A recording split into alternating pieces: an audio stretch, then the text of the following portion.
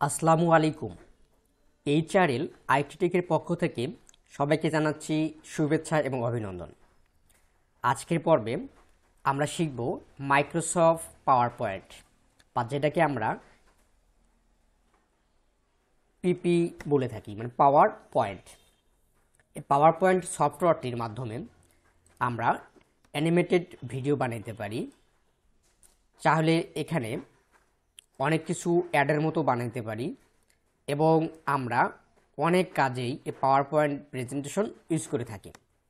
যেমন ভিডিও কাজের জন্য ব্যবহার করতে পারি, অডিও মিউজিক শিট করে পাওয়ার পয়েন্টে কাজ করতে পারি, অনেক কিছু কাজ করা যায়। এখান থেকে আমরা পার্ট 1 যেহেতু শিখব, এখানে হোম থেকে ডেভেলপার, এগুলো হচ্ছে মেনু বার। মেনু বারের মধ্যে যেগুলো থাকে সেগুলোকে বলা হয় টুলস বার। এবার টুলস বারের মধ্যে যেমন ক্লিকবোর্ড, স্লাইড, ফন্ট, প্যারাগ্রাফ আমরা হোম মেনু বারে দেখতেছি, ড্রয়িং, এডিটিং। এই যে ক্লিকবোর্ডটা আছে, এই ক্লিকবোর্ডটার মধ্যে আবার যেগুলো আছে যেমন কাট, কপি, পেস্ট, ফরম্যাট প্রিন্টারিং, এগুলোর মাধ্যমে এগুলো হচ্ছে একটা গ্রুপ বার। এগুলো গ্রুপ সিস্টেমে একটা কাজ আছে এদের। আমরা এখানে দেখতে পাচ্ছি ক্লিকবোর্ডের নিচে একটা হচ্ছে স্লাইড, একটা হচ্ছে আউটলাইন। স্লাইড মানে আমরা এখানে কয়টা পেজ নেব, এই পেজগুলোকে বলা হয় এখানে স্লাইড। তারপর আউটলাইন, এখানে কোনো রকমের লাইন থাকবে না, এটা আউটলাইন। আমরা চাইলে এই স্লাইডটাকেও অফ করতে পারি, এখান থেকে ক্লোজ ক্লিক করলেই চলে যাবে। এখন এখানে লেখা আছে ক্লিক টু অ্যাড টাইটেল, আমরা এখানে কিছু টাইটেল লিখতে পারি, যেমন ওয়েলকাম,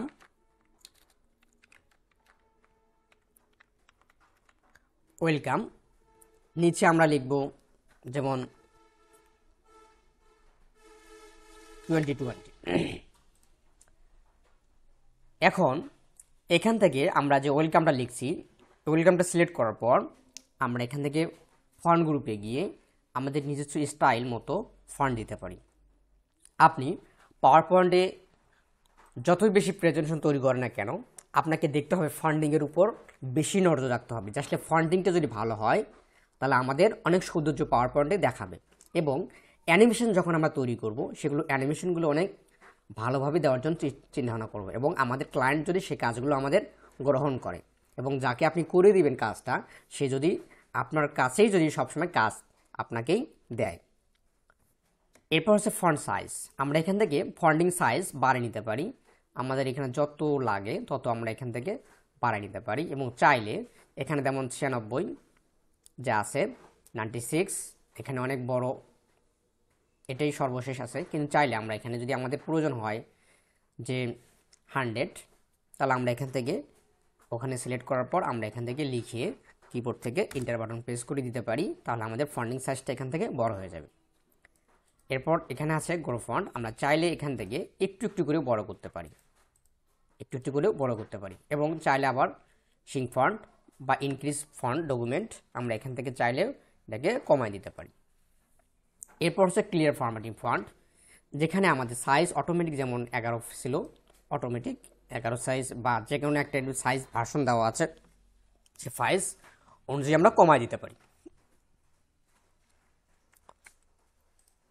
এরপর হচ্ছে আমরা যে টাইটেলটা দিব, সেই টাইটেলটা অবশ্যই আমাদের বোল্ড করতে হবে, এবং মানুষের চোখে যদি বেশি দেখতে পারে এবং মানুষের চোখে যদি পড়ে, এজন্যই যে কোনো আমরা পাওয়ার পয়েন্টে কাজ করি না কেন, সেটাকে আমরা আগে এখান থেকে বোল্ড করব, তাহলে আমরা মোটা করে দিতে পারি। বোল্ড মানে হচ্ছে মোটা। এরপর হচ্ছে নিচের যে লেখাটা লিখছি আমরা, এটাকে আমরা ইতালি ভাষায় রূপান্তরিত করি, তাহলে ইতালি হচ্ছে আমাদের বাঁকা বাঁকা লেখা হয়। আমরা এখানে যেখানেই কিছু লিখি না কেন,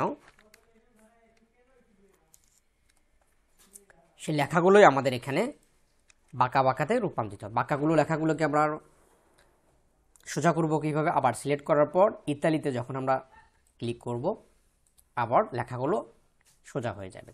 এরপর হচ্ছে আন্ডারলাইনস। আন্ডারলাইন হচ্ছে যদি কোথাও আমাদের আন্ডারলাইন, নিচে আন্ডারলাইনের প্রয়োজন হয়, সেক্ষেত্রে আমরা লেখাটাকে সিলেক্ট করব এবং ইউর মধ্যে ক্লিক করব, এটা হচ্ছে আন্ডারলাইন। তাহলে আমাদের লেখার ফন্টিং সাইজটা আন্ডারলাইনে রূপান্তরিত হবে। এরপর আন্ডারলাইনটা আমরা উঠাই দিচ্ছি। যেমন ইস লেখাটা আছে, ইস লেখাটা আমাদের প্রয়োজন নেই, বা থাকলেও আমাদের কোনো সমস্যা নেই, এই লেখাটার মধ্যে আমরা কেটে দিব, মানে পেটটা কেটে দিব। এটার নাম হচ্ছে স্টিক টুথ।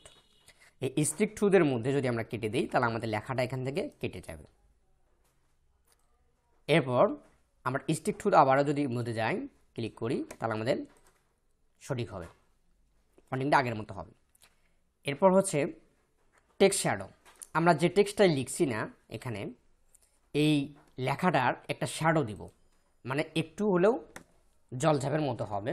আমরা যদি এখান থেকে যদি ফন্টিংটা এর ফন্ট যদি অন্য কালার করে দিই তাহলে আমরা এখান থেকে বুঝতে পারবো যে আসলে আমাদের কীরকম কালারের শ্যাডোটা হয়ে গেছে। আবার শ্যাডো আমরা এখান থেকে তুলে দিলাম। দেখেন এখন শ্যাডো দেওয়ার আগে কেমন ছিল বা শ্যাডো দেওয়ার পর কী রকম ছিল দেখা যাচ্ছে। এরপর হচ্ছে এভি দেখা যাচ্ছে এখানে, এটা ক্যারেক্টার স্পেসিং। আমাদের যে লেখাগুলো আছে এই লেখাগুলো আমরা চাইলে এখান থেকে ভেরি টার্ট মানে লাগা দিতে পারি, টার্ট একটু ফাঁক করে দিতে পারি, আবার চাইলে আমরা এখান থেকে নর্মাল করতে পারি বা লুজ করে দিতে পারি, এখানে মানে একটু ফাঁকা ফাঁকা হবে।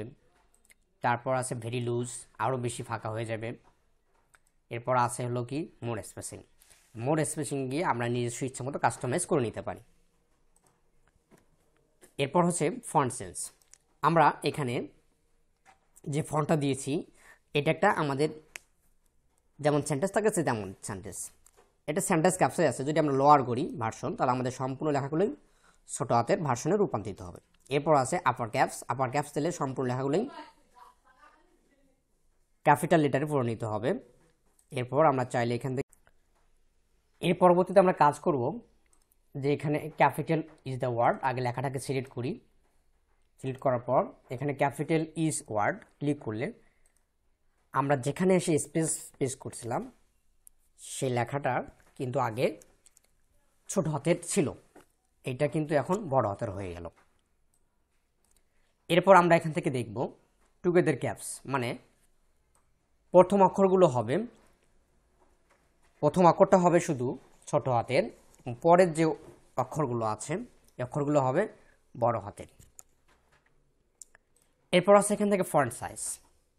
ফন্ট সাইজ আমাদের ফন্ট কালার, যত কালার ভালো দিবেন বা কালার কোয়ালিটি কনফিগারেশন যত করবেন তত মানুষ দেখতে ইচ্ছা করে, এবং কালার কোন জায়গাতে কীরকম কালার ইউজ করব বা ফুটে উঠবে সেই রকম কালার দিতে হবে আমাদের। কালারগুলো চয়েস করবেন আপনি, যে যেখানে আপনার কোনটা ভালো লাগে কালার, সেই কালারটা আপনি এখান থেকে দিয়ে দিবেন।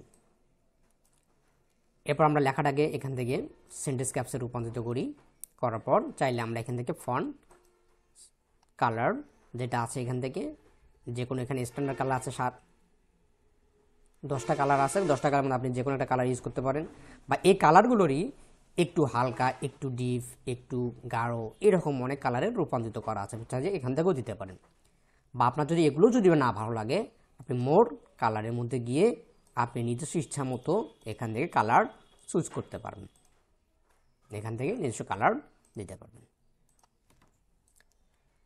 আজকের ক্লাস এই পর্যন্তই। যদি ভিডিওটি ভালো লাগে সবাই লাইক, কমেন্ট, শেয়ার করে বন্ধুদের মাঝে জানিয়ে দেবেন, এবং প্লিজ আমার ইউটিউব চ্যানেলটি অবশ্যই সাবস্ক্রাইব করবেন। সবাইকে ধন্যবাদ।